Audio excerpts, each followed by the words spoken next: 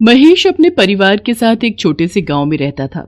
उसके परिवार में उसकी पत्नी रीना और 2 बच्चे थे। महेश अंडे सप्लाई करने का काम करता था। स्वभाव का बहुत ही गुस्सैल और थोड़ा मक्कार किस्म का आदमी था। रीना उसके स्वभाव से बहुत ही परेशान थी। बच्चे भी अपने माता पिता के आने के बाद डरे सहमे से बैठे रहते। ये क्या बनाया है खाने में है? जब देखो रोज दाल बना के रख देती है। जितने पैसे तुम घर में देते हो उससे सिर्फ दाल ही आ सकती है। सब्जी पता है कितनी महंगी है। मुझे नहीं खानी दाल वाल, मेरे लिए ऑमलेट बना के लाओ। रीना बहस करना सही नहीं समझती और रसोई में जाकर ऑमलेट बना लाती है। फिर बच्चों के लिए भी ऑमलेट बना देती है। माँ, तुमसे अच्छा ऑमलेट कोई नहीं बना सकता। सच में माँ, तुम्हारे जैसा कोई ऑमलेट नहीं बना सकता। कितना टेस्टी होता है। बस बस, इतना सर पर चढ़ाने की जरूरत नहीं है अपनी माँ को। रीना जो कुछ भी करती है महेश को कभी भी पसंद नहीं आता। छोटी छोटी बातों को लेकर वो रीना से लड़ाई करता रहता। एक दिन दोपहर को बच्चे अभी स्कूल से आए ही थे कि एक आदमी रीना के पास भागा भागा आता है। भाभी, महेश दुकान से पैसे चुरा कर भाग गया है और उसने मालिक से कर्जा भी लिया हुआ है। ये तुम क्या कह रहे हो भैया? मुझे तो इस बारे में कुछ भी नहीं पता। और कर्जा किसके लिए? हमें तो कर्जे की कभी जरूरत ही नहीं पड़ी। मैं तो बस आपको बताने चला आया। अभी थोड़ी देर में यहाँ पर पुलिस भी आएगी पूछताछ के लिए। हे भगवान, ये क्या हो गया? मुझे तो कुछ भी नहीं पता। मैं क्या बोलूंगी? उस आदमी ने तो मुझे कभी कुछ बताया ही नहीं। थोड़ी देर में वहां पर पुलिस पहुंच जाती है। वो रीना और बच्चों से पूछताछ करती है, लेकिन पुलिस जान जाती है कि इन लोगों को कुछ भी नहीं पता। इसलिए वो ये बोलकर चले जाते हैं कि अगर वो घर आए तो हमें इत्तला कर देना। पुलिस के जाने के बाद रीना सर पकड़कर बैठ जाती है। दोनों बच्चे आकर उसके आसपास बैठकर दिलासा देने लगते हैं। माँ, तू क्यों परेशान होती है? तेरे को पता ही था ना कि बाबा कैसे थे। हम है ना माँ, सब मिलकर कर लेंगे। रोते रोते रीना अपने बच्चों को गले से लगा लेती है। अब उसे सामने आगे का समय बिल्कुल अंधकार में दिख रहा था। वो तो पढ़ी लिखी भी नहीं थी कि कहीं नौकरी कर लेती। क्या काम करेगी ये भी वो नहीं सोच पा रही थी। अभी तो वो उस दुख से उबर भी नहीं पाई थी कि महेश धोखा देकर चला गया है। 2-4 दिन इसी तरह निकल जाते हैं। मरता क्या न करता। आखिर में रीना को घर से काम के लिए निकलना ही पड़ा, पर उसे समझ में नहीं आ रहा था कि वो आखिर करे तो क्या करे। शाम के समय वो दोनों बच्चों के साथ बैठी होती है कि तभी, माँ, बहुत तेज भूख लगी है तो हमारे लिए ऑमलेट बना दे, हम उसी के साथ रोटी खा लेंगे। तभी रीना को एक आइडिया आ जाता है। वो जल्दी से बच्चों के लिए खाना बनाकर लाती है और ऑमलेट बनाने का सामान लेकर आती है। अगले दिन सुबह बच्चों के स्कूल जाने के बाद रीना सारा सामान और अंडे की 2 ट्रे और 2 ब्रेड के पैकेट लेकर बाजार में अपनी एक छोटी सी दुकान लगा लेती है। वो पहली बार इस तरह का काम कर रही थी जिसकी घबराहट उसके चेहरे पर भी दिखाई दे रही थी। तभी, 2 अंडे का ऑमलेट बना दो, जरा तीखा बनाना और 2 ब्रेड लगा देना, ठीक है? हाँ जी, अभी लीजिए, मैं बनाती हूँ। रीना फटाफट तवा गर्म करती है और उसके ऊपर ऑमलेट बनाने लगती है। ऑमलेट बनाकर घर की चटनी के साथ उस आदमी को ऑमलेट खाने को देती है। अरे वाह, मैंने इतनी जगह ऑमलेट खाया लेकिन इतना टेस्टी ऑमलेट है मैंने आज तक नहीं खाया भाई। है और चटनी ने तो 4 चांद लगा दिए भाई। कमाल का ऑमलेट बनाती हैं आप। हाँ, कमाल का। रीना उसे धन्यवाद बोलती है। तभी एक और आदमी अपने बेटे के साथ आता है। 2 प्लेट ऑमलेट बना दो, एक में तीखा कम रखना, ठीक है? ऑमलेट खाने के बाद वो आदमी भी ऑमलेट की बड़ी तारीफ करता है। भाई, मैंने तो आज तक इतना परफेक्ट ऑमलेट नहीं खाया है। मिर्च मसाले का तो इतना परफेक्ट बैलेंस है कि वाह भाई वाह, मजा ही आ गया।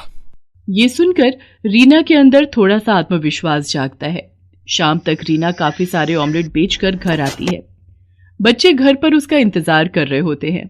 अपनी माँ को पहली बार काम से आता हुआ देखकर वो दोनों भागकर अपनी माँ के लिए पानी और चाय बना लाते हैं। माँ तो कितनी अच्छी है, तुझे हमारी कितनी फिक्र है। बाबा ने एक बार भी हम लोगों के बारे में नहीं सोचा और हमें इस हालत में छोड़कर चले गए। बस मेरे बच्चों, पीछे की सारी बातें भूल जाओ और आगे अपना भविष्य देखो। अब हम तीनों को मिलकर अपना आज अच्छा करना है ताकि हमारा भविष्य अच्छा हो सके। माँ, हम भी तेरे साथ शाम को ऑमलेट बनवाने में मदद किया करेंगे। हाँ माँ, हम स्कूल से आकर जल्दी से अपना काम खत्म कर लेंगे और फिर शाम को आपके साथ मदद किया करेंगे। तीनों माँ बेटे बड़े हौसले के साथ अगले दिन से अपना काम और अच्छे से शुरू करते हैं। अब शाम को रीना के पास ग्राहकों की भीड़ लगने लगी। अमित और राहुल ग्राहकों को ऑमलेट सर्व करते थे। अब रीना ऑमलेट ही नहीं बल्कि उबले हुए अंडे और अंडे, मसाला ऑमलेट, बटर ऑमलेट और अंडा मैगी बनाने लगी। उसके पास अब हर तरह के ग्राहक आते और बच्चों को खासकर अंडा मैगी बहुत पसंद आती है। तीनों माँ बेटा बहुत मेहनत कर रहे थे। देखते ही देखते उनकी दुकान बहुत अच्छी चलने लगती है और आमदनी भी अच्छी होने लगती है। राहुल और अमित सुबह दिल लगाकर पढ़ाई करते और शाम को अपनी माँ की मदद करते हैं। बस माँ, कुछ दिन की बात है, फिर हम लोग अपनी पढ़ाई पूरी कर लेंगे और कहीं ना कहीं अच्छी नौकरी भी करने लगेंगे। भाई मैं तो नौकरी वोकरी नहीं करूंगा, मैं तो बस माँ के काम को आगे बढ़ा लूंगा। मैं कहता था ना माँ, तुझसे अच्छा ऑमलेट और कोई नहीं बनाता। देखो आज तुम्हारे हाथ का ऑमलेट कितना फेमस है। मेरे बच्चों, मैं जानती हूँ तुम सुबह से लेकर रात तक लगे रहते हो, कितनी मेहनत करते हो। देख लेना, एक दिन भगवान तुम्हारी मेहनत का फल तुम्हें जरूर देगा। धीरे धीरे समय बीतता है और रीना के दोनों बच्चे अपनी पढ़ाई खत्म कर लेते हैं। वो अपनी माँ का साथ इसी तरह देते हुए आ रहे थे। राहुल ने तो पहले से ही ठान लिया था कि जैसे ही उसकी पढ़ाई खत्म होगी वो कहीं अपनी छोटी सी दुकान कर लेगा। माँ, क्यों ना हम लोग मिलकर एक दुकान ले लें? तुम्हारे ऑमलेट वैसे भी लोगों को बहुत पसंद आते हैं। बरसात भी आने वाली है, कितनी बार भारी बारिश की वजह से हम लोग रेडी नहीं लगा पाते। ये बात तो तूने 16 आने सच कही है। बरसात में कई दिन हमारे बगैर कमाई के ही निकल जाते हैं। माँ, राहुल ठीक कह रहा है। कल मैं और राहुल जाकर कोई दुकान देखते हैं, वहीं आसपास ही लोगों को पता चले हम लोगों की एक दुकान भी है। मैं जानती हूँ, मेरे दोनों बेटे बहुत समझदार हैं। वो जो भी फैसला लेंगे सही लेंगे। अगले दिन दोनों भाई दुकान देख लेते हैं और किराया देने के बाद वो अपनी माँ के साथ वहां पर अपना काम शुरू करते हैं। अब रीना के हाथों का ऑमलेट लोगों को इतना पसंद आने लगा कि लोग दूर दूर से भी वहां पर ऑमलेट खाने आने लगे थे। वहीं पास में बच्चों का एक इंस्टीट्यूट खुल गया। अब बच्चे वहां पर आते और सीधा रीना की दुकान पर बैठ जाते। राहुल अमित आज भी अपनी माँ की मदद करते हैं। आंटी, अपने हाथ का सबसे तीखा वाला ऑमलेट बनाना। मेरे लिए तो अंडे वाली मैगी बना देना। तूने कभी आंटी के हाथ की अंडे वाली मैगी खाई है? सच में मजा आ जाता है, इतनी टेस्टी कि पूछ मत। घर पर कई बार ट्राई किया पर आंटी के हाथों जैसा स्वाद कभी नहीं आया। अब मैं ज्यादा नहीं सोचती और मैगी खाने सीधा यहीं चली आती हूँ। रीना को बच्चों के मुंह से अपने खाने की तारीफ सुनकर बड़ा अच्छा लगता है और वो और भी लगन और प्यार से उन बच्चों के लिए अंडे बनाती है। एक दिन रीना सुबह जब दुकान खोलने आती है तो देखती है कि चारों तरफ अफरा तफरी मची हुई है। लोग अपनी अपनी दुकानों से अपना सामान निकाल रहे हैं। अरे भैया जी, क्या हो रहा है? इतना शोर शराबा और ये लोग बाग अपनी दुकान से सामान क्यों निकाल रहे हैं? अरे बहन जी, आप भी अपनी दुकान का सामान जल्दी निकालो। जिस दुकानदार ने ये दुकान किराए पर दी है, यहाँ की सब दुकानें इल्लीगल हैं। हाँ, जिन्हें सरकारी महकमा के लोग बंद करने आने वाले हैं। ये सुनकर रीना अपना सर पकड़ लेती है कि अभी तो थोड़े से हालात सही होने शुरू हुए थे, अब ये क्या हो गया। वो अपने बेटों को फोन लगाती है और दोनों बेटे अपनी माँ की मदद के लिए आ जाते हैं। अब उन्हें दुकान का किराया दिए हुए 10 ही दिन हुए थे। रीना थोड़ा विचलित हो जाती है। वो लोग जैसे तैसे करके दुकान का सारा सामान निकाल कर बाहर ले आते हैं और सरकारी लोग आकर दुकानों पर ताला लगा देते हैं। पता नहीं भगवान की क्या इच्छा है, जब भी थोड़ा समय अच्छा होने लगता है तभी कोई बड़ी मुसीबत आने लगती है। माँ तो फिक्र क्यों करती है, हम देख लेंगे, कुछ ना कुछ हो जाएगा। रीना अपने दोनों बच्चों के साथ वापस वहीं फुटपाथ से शुरू करती है जहां उसने पहली बार अंडे की रेडी लगाई थी। जैसा कि रीना को डर लग रहा था कि अब क्या होगा, फिर दोबारा से काम कैसे शुरू होगा। फिर ऐसा रीना के साथ कुछ नहीं हुआ। उसके हाथों का स्वाद लोगों को उसके पास खींच ही लाता है।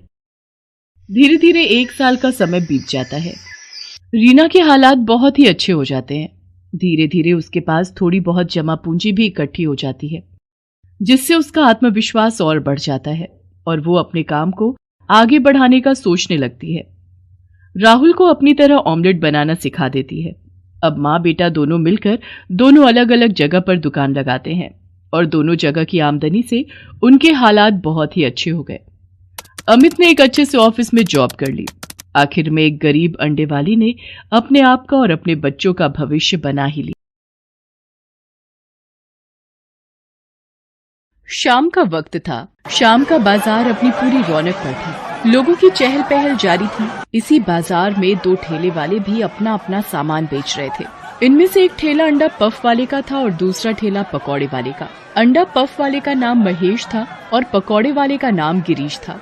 महेश की अंडा पफ की दुकान में जहाँ लोगों की भीड़ लगी हुई थी, वहीं गिरीश के पकौड़े के ठेले पर इक्का दुक्का लोग ही थे। ये महेश कल तक तो मारा मारा फिरता था, मगर जब से अंडे की दुकान लगाई है गोपियों का कन्हैया बना हुआ है। न जाने क्या खिला देता है लोगों को। सब इसकी दुकान पर ही भीड़ लगाकर खड़े रहते। मेरे पकौड़ों को तो कोई पूछता ही नहीं है। महेश और गिरीश दोनों एक ही मोहल्ले में रहते थे। महेश अभी कुछ समय पहले ही गांव से काम की तलाश में शहर आया था। उसने शहर के बाजार में अंडा पफ का एक छोटा सा ठेला लगाया था। महेश बहुत ही सीधा साधा और ईमानदार आदमी था। वो हमेशा अच्छी क्वालिटी के मसाले और ताजे अंडे ही इस्तेमाल करता था अंडा पफ बनाने के लिए। उसके ठीक उलट गिरीश कई सालों से वहाँ पकौड़ों का ठेला लगाता था। वो एक नंबर का लालची इंसान था। हमेशा कम दाम वाले घटिया से घटिया बेसन और आलूओं और बासी ब्रेड का इस्तेमाल करता था। इसीलिए लोग उसके ठेले पर जाना पसंद नहीं करते थे। जबकि महेश के अंडा पफ के थोड़ा महंगा होने के बावजूद उसके ठेले पर लोगों की भीड़ लगी रहती थी। इस तरह तो मैं बर्बाद हो जाऊंगा, मुझे कुछ करना पड़ेगा। उस दिन जब बाजार उठा तब गिरीश महेश के पास आया। उसका चेहरा उतरा हुआ था। आओ आओ गिरीश भैया, क्या हाल चाल है? क्या बताऊं भैया, धंधा एकदम चौपट हो गया मेरे भाई। मेरे पकौड़े खाने कोई आता ही नहीं है। लगता है सब बेच बाच कर वापस गांव ही जाना पड़ेगा। कैसी बातें करते हो भैया, हैं? सब बेच दोगे तो करोगे क्या? अरे अपना परिवार कैसे चलाओगे भाई? यही सोचकर तो अभी तक रुका हूँ भैया। अगर तुम कुछ मदद कर सको तो बड़ी कृपा होगी। हाँ हाँ बताओ, क्या पैसे चाहिए क्या? नहीं भैया, पैसे तो नहीं चाहिए, बस एक छोटी सी मदद चाहिए। हाँ हाँ बताओ बताओ। मैं सोच रहा था कि अपने पकौड़ों का ठेला भी मैं तुम्हारे ठेले के साथ लगा लूं। तुम्हारा अंडा पफ खाने के लिए लोगों की भीड़ लगी रहती है। हो सकता है कुछ ग्राहक मुझे भी मिल जाए। हाँ हाँ क्यों नहीं, तुम कल से ही अपना ठेला मेरे साथ लगा ले, ठीक है? बस फिर क्या था। अगले दिन ही गिरीश अपना ठेला महेश के ठेले के साथ लगा लेता है। महेश के ठेले पर लगने वाली भीड़ के कारण थोड़े बहुत ग्राहक गिरीश को भी मिल जाते थे, मगर ज्यादातर लोग महेश का अंडा पफ ही खाना पसंद करते थे। इस तरह कई दिन बीत गए। महेश के पास अच्छी खासी रकम इकट्ठी हो गई थी। एक दिन गिरीश ने महेश को सुझाव दिया, भैया आखिर कब तक हम लोग इसी तरह ठेले पर धंधा करेंगे? पैसे काफी इकट्ठे हो गए हैं अपने पास, तो क्यों ना हम अपनी एक छोटी सी दुकान डाल लें जिसमें अंडा पफ भी मिलेगा और गर्मा गर्म पकौड़े भी। महेश को गिरीश का ये सुझाव पसंद आया और वो बोला, बात तो तुम ठीक कहते हो भैया, पैसे तो इकट्ठे हो ही गए हैं, लेकिन दुकान कैसे खड़ी की जाए इसकी मुझे कोई जानकारी नहीं है भैया। अरे इसकी चिंता तुम मत करो, इतने सालों से शहर में मैंने घास नहीं खोदी है भैया। मैं सब बंदोबस्त कर लूंगा, तुम बस पैसे लगा दो। भोला भाला महेश गिरीश की बातों में आ गया। उसने अपने सारे पैसे गिरीश को दिए और कहा, अब सब तुम्हारे हाथ में है भैया, मैं अपनी सारी जमा पूंजी तुम्हारे हवाले करता हूँ। मैं कुछ दिनों के लिए गांव जा रहा हूँ। सोचा था कि जब धंधा चल जाएगा तो गांव से अपने बीवी बच्चों को भी लेता आऊंगा। अब वो समय आ गया है। तुम बेफिक्र होकर गांव जाओ भैया, जब तक तुम लौटोगे दुकान तैयार होगी। दुकान में 2 काउंटर होंगे, दोनों मालिकों के लिए, एक तुम्हारा और एक मेरा। देखना एक दिन हमारी दुकान शहर की सबसे बड़ी दुकान बनेगी भैया। इस तरह महेश अपने सारे पैसे गिरीश को सौंप कर गांव चला गया। गांव में अब तुम लोगों को यहाँ रहने की कोई जरूरत नहीं है। तुम सब अब मेरे साथ शहर चलोगे। हाँ, वहाँ अब अपनी दुकान है, तुम घर में आराम करना और हमारे दोनों बच्चे मुन्ना और मुन्नी स्कूल जाएंगे। मैं शहर पहुँचते ही इनका दाखिला स्कूल में करवा दूंगा। हाँ। इस तरह कुछ दिन गांव में रहने के बाद महेश अपनी बीवी बच्चों के साथ शहर लौटा। शहर पहुंचने के बाद वो उन्हें अपनी खोली में ले गया और कहा, अभी तुम लोग आराम करो, मैं जरा दुकान होकर आता हूँ, ठीक है? महेश दुकान पहुंचता है। दुकान ठीक वैसी ही थी जैसा गिरीश ने बताया था, मगर वहाँ 2 मालिकों के लिए 2 काउंटर नहीं थे, सिर्फ एक ही काउंटर था जिस पर गिरीश बैठा था। अरे वाह भैया, जैसा सोचा था तुमने दुकान उससे भी अच्छी बनाई है। मगर मेरा काउंटर कहाँ है? तुमने तो कहा था कि 2 मालिकों के 2 काउंटर होंगे। काहे के 2 काउंटर हैं? जब मालिक एक ही है तो ये दुकान मेरी है और इसका मालिक मैं हूँ। तुम क्या सोचते हो कि अचानक से तुम मुंह उठाकर चले आओगे और मैं आधी दुकान तुम्हें सौंप दूंगा? चलो निकलो यहाँ से, धंधे का टाइम हो रहा है। ऐसा न करो भैया, मेरी सारी जमा पूंजी मैंने तुम्हें दे दी थी। मैं तो बर्बाद हो जाऊंगा भैया। मैं तो गांव से अपने बीवी बच्चों को भी लेता आया हूँ, उन्हें मैं क्या जवाब दूंगा? तो मैं क्या करूं? हैं? तुम कोई मुझसे पूछकर उन्हें यहाँ थोड़ी लाए हो। अब चुपचाप यहाँ से चले जाओ। देखो गिरीश, अगर तुम ऐसा करोगे तो मजबूरन मुझे पुलिस को बुलाना पड़ेगा। हाँ, बुला लो, डरता कौन है? मगर पुलिस को बुलाने से पहले ये कागज देख लो। इस जमीन और इस दुकान का कानूनी तौर से मालिक मैं हूँ। सारे कागजों पर मेरा नाम है। कानूनन तुम कुछ भी नहीं कर सकते, समझे? चलो निकलो यहाँ से। महेश निराश होकर वहाँ से चल दिया। कहाँ जाए, क्या करे, ये सोचता हुआ वो शहर की सीमा पर के जंगलों की तरफ चल दिया। अब मैं अपने बीवी बच्चों को क्या मुंह दिखाऊंगा? नहीं, मैं उनसे नजरें मिलाने के लायक नहीं रहा। मैं अपनी जिंदगी ही खत्म कर लूंगा। हाँ। ये सोचता हुआ वो जंगल में बढ़ता चला गया। रात हो आई थी, सारा जंगल चांदनी की रोशनी में नहाया हुआ था। महेश ये सोचते हुए चला जा रहा था कि कोई न कोई जंगली जानवर उसे अपना आहार बना लेगा और उसे इस जिंदगी से छुटकारा मिल जाएगा। तभी उसके कानों में कुछ आवाजें आई। आवाज थोड़ी दूर पर बरगद के पेड़ के पास से आ रही थी। महेश दबे पांव वहाँ पहुँचा और उस आवाज को सुनने की कोशिश करने लगा। अभी शहर में खतरा है, इसलिए लूट का सारा माल यहीं छुपा देना ठीक रहेगा। मगर किसी को पता चल गया तो?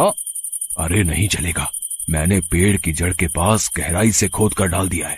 जब शहर की पुलिस ठंडी पड़ जाएगी तब हम यहाँ आकर माल को निकाल लेंगे। हाँ। हे भगवान, ये तो लुटेरे हैं, न जाने किसका माल लूट कर यहाँ गाड़ दिया है। जब लुटेरे वहाँ से चले गए तो महेश पेड़ के पास पहुँचा और उस जगह को खोद कर सारा माल निकाल लिया। वहाँ एक बैग में लाखों रुपए पड़े थे। महेश की आंखें फटी की फटी रह गईं। अब सोच क्या रहा है महेश?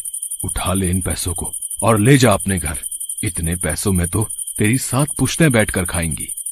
महेश के मन में पाप बढ़ने लगा था, मगर तभी उसके मन में फिर से आवाज आई। नहीं महेश, इन पैसों पर तेरा कोई हक नहीं है। न जाने कितने लोगों की खून पसीने की कमाई होगी ये। इसे ले जाकर पुलिस को सौंप दे। जरा सोच, आज एक इंसान ने तेरे साथ धोखा किया तो तेरी गृहस्थी उजड़ गई, फिर इन रुपयों के खो जाने से न जाने कितने लोगों की गृहस्थी उजड़ जाएगी। अंत में अच्छाई ने बुराई पर विजय पाई और महेश पैसों को लेकर सीधा पुलिस स्टेशन पहुंचा। सारी पुलिस परेशान थी। शहर के बैंक में जबरदस्त डाका पड़ा था। महेश वहां पहुंचकर इंस्पेक्टर को सारी बात बताता है और सारे पैसे उन्हें सौंप देता है। महेश के इस काम से खुश होकर उसे पुलिस और सरकार दोनों की तरफ से इनाम मिलता है। इनाम की रकम मिलने के बाद महेश सोचता है, जितनी रकम गिरीश ने मुझसे ठगी थी उससे कई गुना ज्यादा रकम इनाम में मिल गई। इन पैसों से मैं 4 दुकानें खोल सकता हूँ। इस तरह अपनी ईमानदारी और मेहनत से एक गरीब अंडा पफ वाला शहर का एक जाना माना रईस बन गया। उधर अपनी बेईमानी और धोखाधड़ी के कारण गिरीश की दुकान पिट गई और वो वापस सड़क पर आ गया।